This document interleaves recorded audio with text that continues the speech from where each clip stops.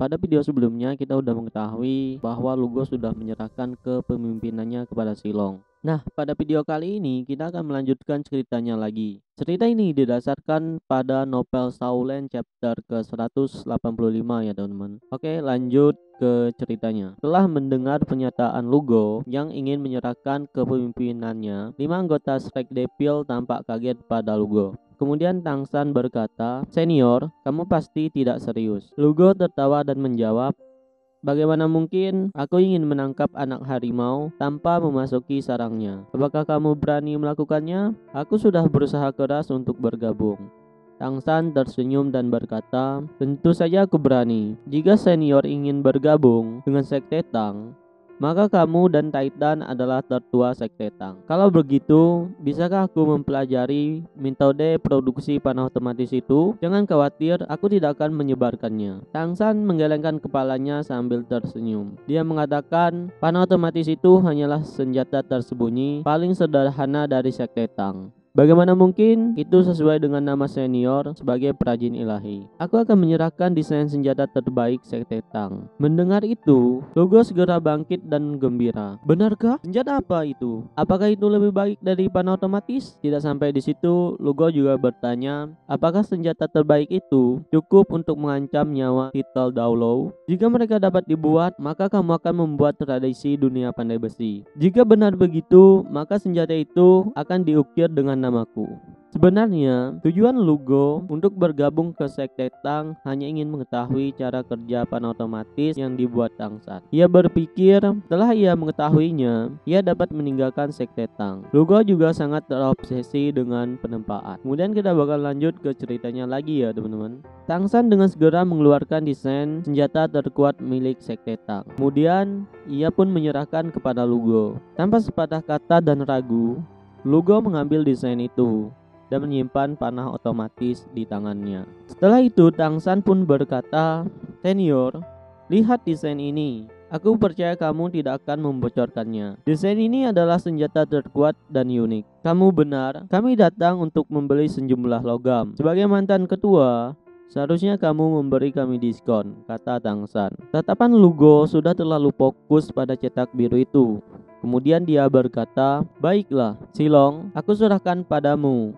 Beritahu orang-orang klan kita untuk menurunkan harga menjadi 80%. Dengan status Lugo di kota Genshin, menurunkan harga menjadi 80% untuk barang yang ingin mereka beli bukanlah suatu masalah." Setelah mereka keluar dari ruangan Lugo, Oscar pun bertanya kepada Tangsan, "Kakak San, desain apa yang kamu berikan kepada Lugo? Bagaimana jika dia membocorkannya? Lagi pula, dia adalah presiden asosiasi pandai besi." Tangsan tersenyum mendengar perkataan Oscar. "Tidak masalah, itu hanya sepertiga dari desain untuk senjata terkuat," kata Tangsan. Silong tidak tahu apa yang telah diputuskan gurunya, tetapi sebagai murid utama Lugo, ia sangat efisien dan tidak menunjukkan apapun di wajahnya. Setelah itu, Silong mengajak Titan dan rombongannya makan siang di suatu tempat, dan setelah makan ia mengajak mereka untuk memilih logam yang ingin mereka beli. Kemudian Titan mengangguk dan menyerahkan daftar belanja kepada Silong. Silong mengambil daftar itu. Betapa terkejutnya saat ia membaca daftar itu dan berkata, "Wakil Ketua Titan, aku tidak salah kan? Item pertama dalam daftar adalah zat besi 10 ton. Aku bahkan belum pernah mendengar ada yang membeli zat besi dalam ton. Tidak heran kalian datang dari jauh ke kota Genshin. Jika di tempat lain mungkin kalian tidak akan mendapatkannya," kata Silong. Titan tertawa keras mengatakan, "Jangan lupa diskon kami." Silong pun mengatakan, "Wakil Ketua Titan, seharusnya kamu mengetahui harga pasar. Jika seperti dikatakan guru, untuk menjual dengan harga 80%.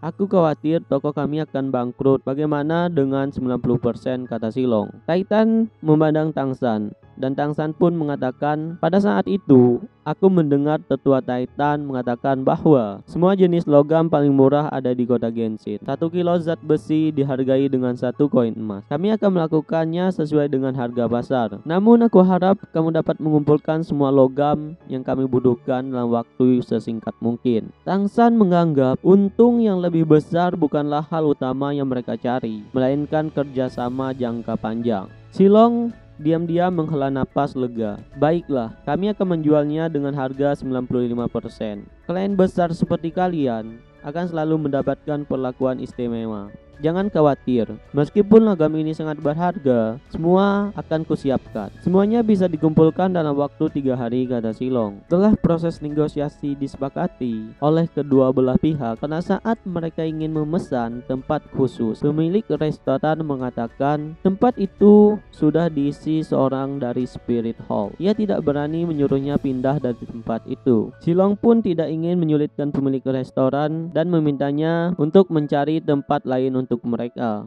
Saat mereka pergi ke tempat yang mereka pesan, tiba-tiba dari belakang terdengar suara, "Siapa itu?" "Jadi kamu," sejana Silong. Mayer menambahkan ia akan membiarkan mereka menempati tempat itu, asalkan Silong membujuk Lugo agar bergabung dengan mereka Spirit Hall. Wajah Silong pun berubah marah. Silong pun mengatakan, "Mayer, jangan lupa ini adalah kota Genshin." Silong berbicara dengan takut. Mayer tertawa dan mengatakan, "Jangankan kamu, bahkan jika ketua kota Genshin bertemuku, dia harus sopan kepadaku." Sambil berbicara, dia pun memukul Silong. Tidak sampai di situ, Mayer yang cabul terpana dengan kecantikan Xiaowu dan Ning Rongrong, dia pun menuju ke arah mereka berdua. Melihat itu, Titan tidak tinggal diam dan hadang Mayer. Melihat Titan yang memiliki tubuh besar dan tinggi, Mayer langsung mundur. Ia menyadari kekuatan Titan. Sebelum Titan dapat berbicara, Tang San tiba-tiba melempar emblem ayahnya ke arah Mayer. Mayer dengan sigap menangkapnya. Wajahnya segera berubah pucat saat mengetahui emblem yang dilempar Tang San kepadanya. Kemudian Tang San dengan marah menyuruh Mayer untuk segera pergi. Kemudian Mayer pun membungkuk dan memberi hormat kepada Tang San. Dengan ketakutan, ia pun mengembalikan emblem kepada Tang San. Mayer dengan ketakutan segera pergi dari restoran itu. Sekarang, seluruh restoran terdiam. Mereka semua memandang Tang San seolah-olah mereka melihat monster. Silong dengan rasa penasaran menganggap Tang San adalah orang dari Spirit Hall. Ia tahu betul emblem yang dimiliki Tang San adalah emblem tertinggi dari Spirit Hall. Sebelum Tang San berbicara, Tetua Titan menjelaskan semuanya kepada Silong. Ia pun tidak lupa memperkenalkan teman-teman Tang San. Setelah Silong mengetahui Ning Rongrong adalah anak Ning Fengzi, ia pun mengerti mengapa mereka mudahnya membeli zat besi begitu banyak tanpa harus menawar sama sekali. Secara bersamaan, rasa penasaran kepada Tang San juga semakin meningkat. Dia penasaran siapa itu Tang San yang bisa mendapat dukungan dari klan kekuatan dan putri Ning Fengzi. Pemuda seperti apa dia? Rasa penasaran dalam diri Silong. Ma Hongjun pun bertanya kepada Tang San, "Kakak San, mengapa kamu tidak membiarkanku menghajar bajingan itu? Mereka begitu sombong, harus dikasih pelajaran," kata Ma Hongjun. Tang San menggelengkan kepala dan mengatakan, "Kita tidak dapat menimbulkan masalah untuk klan Pandai Besi.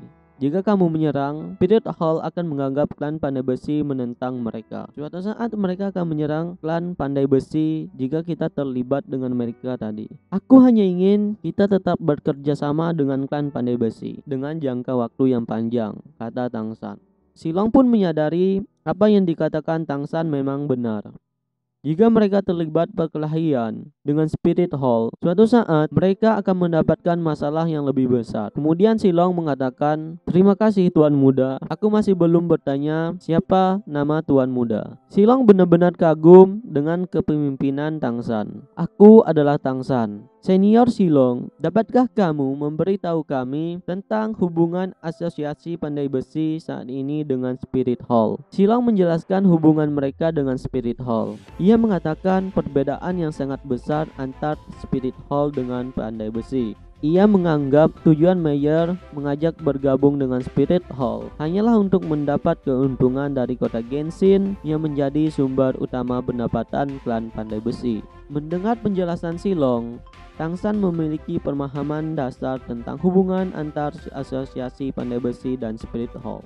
Lalu, di mana Lord Spirit Hall dari kota Genshin berada? Silong tiba-tiba menyadari jika Tang San mengajukan pertanyaannya, matanya dengan jelas menunjukkan niat membunuh yang sedingin es. Bahkan dengan levelnya, Silong masih saja merasakan hawa dingin yang menusuk. "Tuan Muda Tang San, kamu?"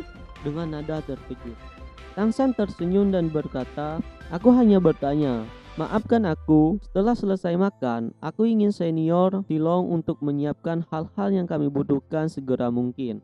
Besok kami juga akan berpartisipasi dalam lelang asosiasi pandai besi," kata Tangsan. Silong mengangguk dan mengatakan, "Tidak masalah Tuan Muda, kamu adalah tamu utama kami." Lord Spirit Hall berada di bagian timur kota. Mereka memiliki sekitar 40 guru roh. Level tertinggi adalah 63 sampai 66. Setelah Silong mengantar mereka ke penginapan dan dia pergi, Ma Hongjun pun dengan segera bertanya kepada Tangsan, "Kakak San, apakah kita akan menyerang orang-orang Spirit Hall itu? Mereka benar-benar berani melecehkan Xiao Wu dan Ni Rongrong. Jika aku mengingat, aku akan benar-benar marah," kata Ma Hongjun. Kemudian Tangsan pun menjawab, "Spirit Hall berhutang banyak pada kita. Sudah saatnya mereka membayarnya," kata Tangsan dengan marah, mengingat pengorbanan Xiao Wu pada waktu itu.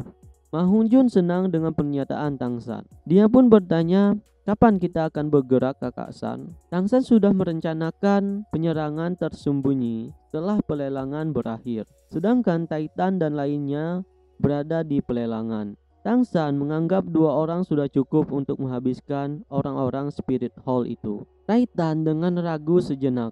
Lalu ia berkata, "Tuan Muda, bagaimanapun juga terlalu banyak guru roh di sana. Kalian berdua tidak bisa melakukannya." Tangsan menggelengkan kepala. 2 orang sudah cukup. 1 untuk membunuh, 1 untuk membakar, kata Tangsan.